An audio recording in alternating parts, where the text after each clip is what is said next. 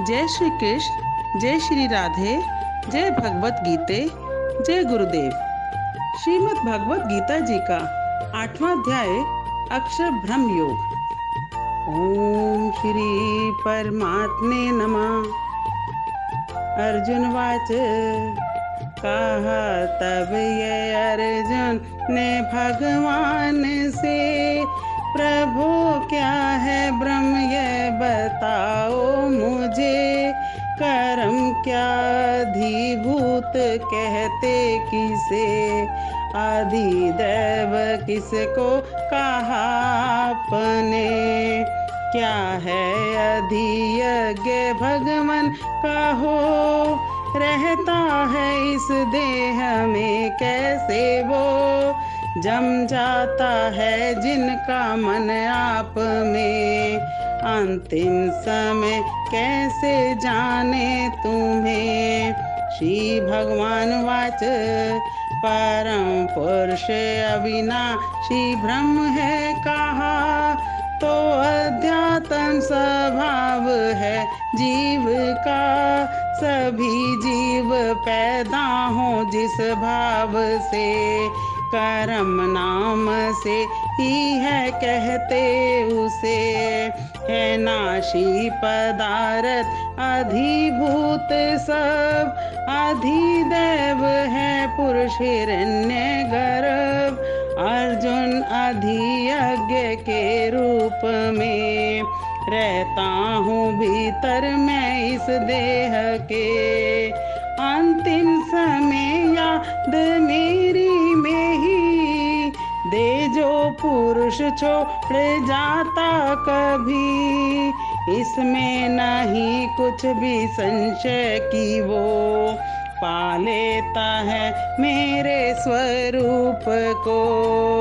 याद उसकी आती है आखिर में भी, जिस भाव में पहले लो थी लगी। अंतिम समय करता जिसको जो याद, पाता उसे ही वह मरने के बाद। जीवन के संघर्षों में हर समय, न घबरा रहे बस मेरी याद में। मन बुद्धि तू सौंप दे मुझको अब, संशय नहीं पाएगा मुझको तब। की है योग अभ्यास में जो लगा, चिंतन करे ना किसी और का। प्रभु के ही चिंतन में लेता जो रस, अर्जुन मिले वह प्रभु को ही बस। करे याद इस रूप में प्रभु को, है सर्वज्ञ नादि नियंता भी वो। सूक्ष्म चिंत्य सबका पालन करे, है प्रकाशक अज्ञानता से परे। पुरुष जो करे ऐसी भक्ति सदा, अचल जिसका मन अंत में भी रहा। भ्रुवों में ही करता है स्थिर प्राण जो, पाए वह दिव्य परम पुरुष को। अक्षर कहें वेद वेता जिसे, यतन करके पाए विरागी उसे। ब्रह्मचारी बने जिसकी चाह में कई, कहता हूँ तुझसे परम पद वही। सभी अंगों के द्वार बंद जो करे, मन को भी हृदय में ही रोक ले। मस्तक में जो प्राण लेता जमा, स्थिर योग के ध्यान में वह हुआ। ओम जो है नाम एक अक्षर का, रटता रहे जो इसी को सदा। मेरी याद में करता दे त्याग जो, पाता है अर्जुन गति परम वो।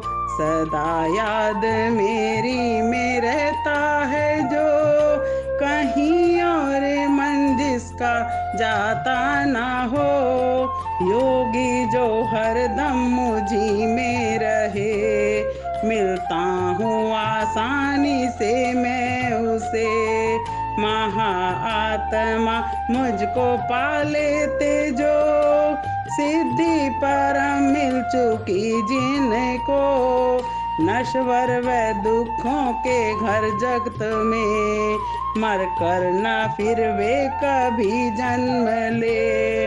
ब्रह्मलोक तक लोक हैं जितने भी, पहुँच कर वहाँ जीव लौटे यहीं। मगर मुझको अर्जुन है पा लेता जो, नया वागमन में कभी आए वो। ब्रह्मा का एक दिन जो युग हो हजार, ऐसे ही एक रात का कर विचार। करे गणना ऐसे ही जो काल की, ब्रह्मा के दिन रात जाने वही। ब्रह्मा का दिन होता आरंभ जब, उस अव्यक्त से प्राणी पैदा हो सब। शुरू होती है रात जब ब्रह्मा की, लीन उसमें हो जाते प्राणी सभी। वश में हो प्रकृति के जीव ही, पैदा हो ब्रह्मा के दिन में सभी। होती है जब ब्रह्मा की रात तो, लीन उसमें ही ये सभी जीव हो। परे उससे भी एक सत्ता है जो, सनातन है और श्रेष्ठ भी उससे वो। प्राणी सभी नष्ट हो जाए गर, नहीं नाश होता है उसका मगर। कहते जिसे अक्षर व्यक्त भी, परम गति भी नाम है उसका ही। जिसे पाके लौटे ना पीछे कोई, परम धाम अर्जुन है मेरा वही। समाया हुआ जिसमें सारा जगत, बसे जिसमें है जीव ये सब के सब। सिवा उसके चिंतन न करता है जो, प्रभु प्राप्ति का है अधिकारी वो। भरत श्रेष्ठ अर्जुन तो सुन ध्यान से, बताता हूँ तुझको मैं वे रास्ते। दे त्याग कर जिसमें आए ना वो, आना पड़े जिसमें मजबूर हो। अग्नि व दिन का हो जब देवता, शुक्ल पक्ष उत्तरायण का हो लगा। ब्रह्मवेता इसमें ही छोड़े जो तन, ब्रह्म को ही पा लेते वे योगी जन। अंधेरे में जब पैर हो रात का, कृष्ण पक्ष दक्षिणायन 6 मास का। मरे इसमें पाए ज्योति चांद की, मगर लौट आते हैं फिर वे यहीं। गतियां शुक्ल कृष्ण की हैं ये दो, चलती सदा से ही आई है जो। शुक्ल में जो जाए वह लौटे नहीं, गति कृष्ण में जाके आते यहीं। मोहित कभी ऐसा योगी ना हो, जो जान लेता है मार्ग ये दो। इसलिए अर्जुन तू सब काल में, रह योग में युक्त हर हाल में। वेदों के पढ़ने से और यज्ञ से जो, तपदान करने से जो पुण्य हो। अतीत होता इन सब से तत्वेता, सनातन परम पद को लेता वह पा। सनातन परम पद को लेता वह पा। ओम तत्सदिति श्रीमद् भगवद गीता उपनिषस्तु ब्रह्म विद्यायां योग शास्त्रे श्री कृष्ण अर्जुन संवादे अक्षर ब्रह्म योगो नाम अष्टमो अध्याय। हरि ओम तत्सत, हरि ओम तत्सत, हरि ओम तत्सत। अध्याय का सार। अध्याय का नाम अक्षर ब्रह्म योग है। ब्रह्म अक्षर है, संसार शर है, अर्थात नाशवान है। बिना अक्षर के शर का भी कोई अस्तित्व नहीं हो सकता। संसार का सब कुछ परमात्मा पर ही आश्रित है, इसीलिए ब्रह्म अक्षर है और परम श्रेष्ठ भी। आगे भगवान अर्जुन के माध्यम से हमें अधिभूत, अधिदैव और अधियज्ञ का मतलब बताते हुए कहते हैं कि निरंतर परिवर्तनशील यह भौतिक प्रकृति अधिभूत कहलाती है। भगवान का विराट रूप, जिसमें सूर्य तथा चंद्रमा जैसे समस्त देवता सम्मिलित हैं, अधिदैव कहलाता है।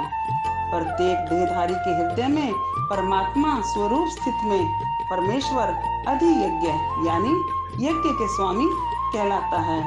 जो पुरुष अंत काल में भगवान का स्मरण करता हुआ शरीर का त्याग करता है, वह भगवान के ही साक्षात स्वरूप को प्राप्त होता है। इसीलिए श्वास श्वास में भगवान का स्मरण, हर समय उसकी याद असंभव नहीं, संभव है, पूर्णतः संभव है। पिता पुत्र, पति पत्नी आदि सांसारिक रिश्तों में संबंध की दृढ़ता है, इसलिए उन्हें एक दूसरे की याद नहीं करनी पड़ती, यह स्वाभाविक रहती है। यही स्थिति भगवान के साथ बन जाए। आगे भगवान बताते हैं कि उत्तरायण और दक्षिणायन वर्ष के 2 अयन है।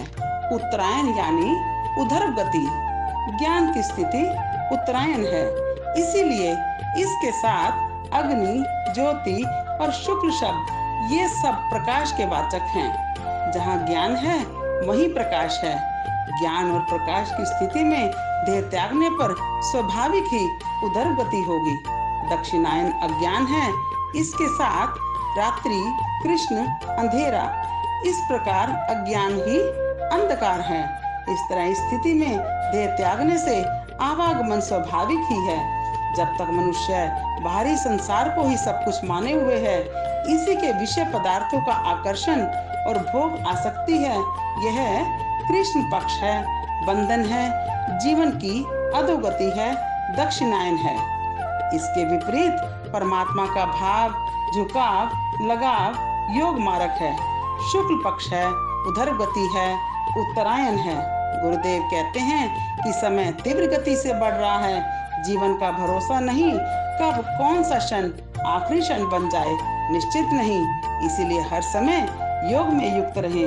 यही जीवन का शुक्ल पक्ष, उत्तरायण, जीवन का आनंद, उधर गति, परम गति और सब कुछ उत्तरायण ही लक्ष्य है, दक्षिणायन नहीं।